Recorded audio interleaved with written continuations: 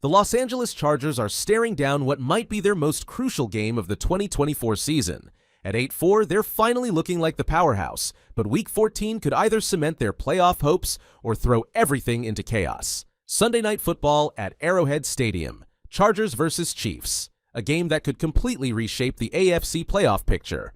But the Chargers might be heading into this massive showdown without their breakout rookie sensation, Ladd McConkey.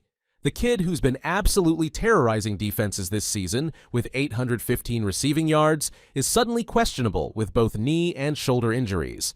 The timing couldn't be worse. The Chiefs are sitting pretty at 11-1, ready to clinch their 9th straight AFC West title with a win. Meanwhile, the Chargers are trying to prove they're not just playoff pretenders, but actual contenders.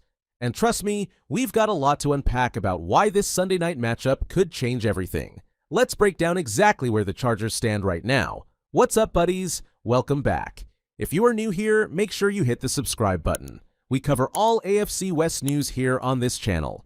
Look, we all know the Kansas City Chiefs have been dominating the AFC West. They're sitting at 11-1 and making it look easy, and the Chargers are right behind them in second place in the division. Here's the thing about the Chargers' playoff chances, though. They're walking a pretty thin line. According to ESPN, The Athletic, and NFL Next Gen, their current playoff probability stands at 96%, 94%, and 94% respectively. And that's why this Chiefs game matters so much. A win will not only improve their record, but completely changes their playoff narrative. Let's talk about what's ahead for the Chargers because their schedule is absolutely wild. After this Chiefs game, they've got to deal with the Buccaneers, another team fighting for their playoff life. Then they're facing the Denver Broncos in Week 16, and you know how tricky those division games can be. Each of these games is basically a playoff game at this point. The good news, the Chargers have been hot lately, winning 5 of their last 6 games. Their defense has been absolutely lights out, giving up just 15.7 points per game. That's the best in the NFL right now. Think about that for a second. Better than the 49ers, better than the Ravens, better than everybody. But losing to the Chiefs this Sunday could drop their playoff odds even lower. That's why this isn't just another regular season game. And this is getting even worsened due to Ladd McConkey's injury situation.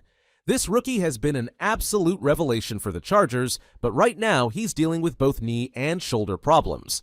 The knee injury happened just last week against the Falcons when he had to leave in the 4th quarter, and he's also been nursing that nagging shoulder issue. As for Wednesday's practice, he was limited, and honestly, it's not looking great for Sunday night. But before we get into what this means for the Chargers, let's appreciate what this kid has done this season. McConkey's sitting at 815 receiving yards through 12 games. That's not just good, that's historically good. He's already 3rd on the Chargers' all-time rookie receiving list. Only Keenan Allen with 1,046 yards and John Jefferson with 1,001 yards have done better in their rookie seasons. And get this, if McConkey keeps up his pace of about 68 yards per game, he'd actually break Allen's record by Week 17. That's the kind of season we're talking about here. The timing of these injuries couldn't be worse for the Chargers offense. McConkey leads the team with 58 catches, and he's become Justin Herbert's go-to guy in crucial situations. Without him, the entire offensive game plan needs to shift. So, who steps up if McConkey can't go? The Chargers are going to lean heavily on Quentin Johnston and Joshua Palmer. Look, both guys are talented, but they're not McConkey. Johnston's had some rookie moments of his own, and Palmer's been solid but not spectacular. They'll also probably get Will Dissly more involved in the passing game. While we're talking about rookies making noise, we've got to shine a spotlight on Tarheeb Still because what this guy did last week was absolutely insane. If you missed the Falcons game, let me paint you a picture. 2 interceptions, one of them a 61-yard pick 6, and 3 passes broken up, including a clutch 3rd down play that killed Atlanta's final drive. That's the kind of performance that gets you AFC Defensive Player of the Week honors, and that's exactly what Still earned. But here's what makes this even more special. Still is the first Chargers rookie to win AFC Defensive Player of the Week since 2007. Think about all the defensive talent that's come through this organization in that time. And get this, he's only the 2nd day 3 draft pick in over 15 years to rack up multiple picks and a pick 6 in the same game as a rookie. Talk about finding a diamond in the rough. The numbers of this kid are ridiculous. Among corners who've played at least 500 snaps, Still ranks 2nd in Pro Football Focus defensive grade with an 82.9. He's got 3 picks on the season, tied for 4th among all cornerbacks, and quarterbacks targeting him are posting a measly 66.2 passer rating. That's lockdown territory, folks. Now, here's why this matters so much for the Chiefs game. Patrick Mahomes is still Patrick Mahomes. Yeah, he's been getting sacked more than ever this season, but he's still one of the most dangerous quarterbacks in the league. Having a corner playing at Still's level gives the Chargers a real shot at containing Kansas City's passing attack. With Travis Kelce still being Mahomes' favorite target, Still's emergence couldn't have come at a better time for this defense. Speaking of protection issues, the Chiefs just signed DJ Humphries to help at left tackle, but we don't even know if he'll be ready to go with that knee injury he's dealing with. This could be huge because the Chargers' defense has been absolutely feasting lately. Let's talk about the other side of the ball. Justin Herbert and this Chargers offense have been rolling, putting up 2,763 passing yards and 13 touchdowns.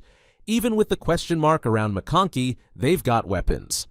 But here's where it gets interesting. They're going up against a Chiefs defense that's been no joke this season. The key matchup to watch? Travis Kelce versus this Chargers secondary. Kelce's got 637 yards on 75 catches this year, and even though those aren't his usual monster numbers, he's still the guy who can break a game wide open. My prediction? This is going to be closer than a lot of people think. The Chargers' defense is legit enough to keep Mahomes uncomfortable, and even if McConkey can't go, Herbert's shown he can make it work with whatever weapons he's got. But winning at Arrowhead in December? That's a tall order. I'm thinking of the Chiefs by a field goal, but don't be shocked if the Chargers pull off the upset. This one's going to come down to the wire. Here's what the Chargers need to do if they want to pull off this win, and it starts with adjusting their offense. Without McConkey, assuming he can't go, they need to completely rethink their passing attack. Johnston and Palmer are going to have to step up big time, but more importantly, they need to get creative. Look for them to maybe use more two tight end sets and really lean into the short passing game to make up for losing McConkey's route running ability. On defense, the game plan against Mahomes has to be aggressive but smart. The blueprint is actually pretty clear. The Chargers need to exploit those protection issues the Chiefs are having. They need to keep him in the pocket and make him uncomfortable without letting him escape and create those backyards football plays he's famous for. But here are the three critical factors that will make or break this game for the Chargers. First, they've got to win the turnover battle. Simple as that. In a game this big, giving Mahomes extra possessions is basically football suicide. Second, they need to capitalize in the red zone. Field goals aren't going to cut it at Arrowhead. And third, they've got to keep their defensive momentum going. That league-best scoring defense needs to show up big time. The bottom line is if the Chargers can protect Herbert, force a couple turnovers, and keep Mahomes from getting into rhythm, they've got a real shot at shocking the NFL world on Sunday night. Win this game, and suddenly they're not just fighting for a wild card, they're in the conversation for something bigger. Lose it, and that path to the playoffs gets a whole lot narrower. With the Buccaneers and Broncos still on the schedule, every game matters more than ever. Enough from my side. Now it's your turn. What do you think the Chargers have what it takes to secure a playoff spot this year?